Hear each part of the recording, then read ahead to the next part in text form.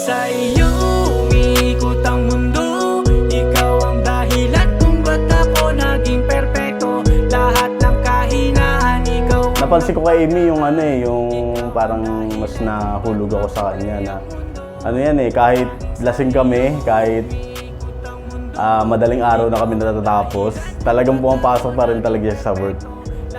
Talagang parang sa akin kahit ganun yung lifestyle namin noon, is responsible pa rin talaga siya. Marami rin namang maraming napagdaanan, naghiwalay, tapos nagkabalikan ulit, mas tumatag. At ayun, ito na nga, dumating sa kasalan. Siguro narinig naman yung lahat ng mga sinabi ko. So magmahalan lang tayong dalawa at maging kontento sa mga bagay. Tatagal ang ating pagmamahalan. Sana all. Ngayon nandito na sa aking piling. Ingatan, aalagaan ka hanggang sa aking pagtanda. Hanggang sa walang hanggan, ikaw lang ang gustong makasama. Kahit pumuti na ang buhok. Amy, laham. Laham yan. Sige, ito lang maging understanding lang sa isa't isa. Parang respeto lang. Yung love andyan naman respeto at siyempre magkaka-baby na tayo. Panibagong chapter ng buhay natin. Kaya natin yan, iwas lang sa nega, positive lang tayo at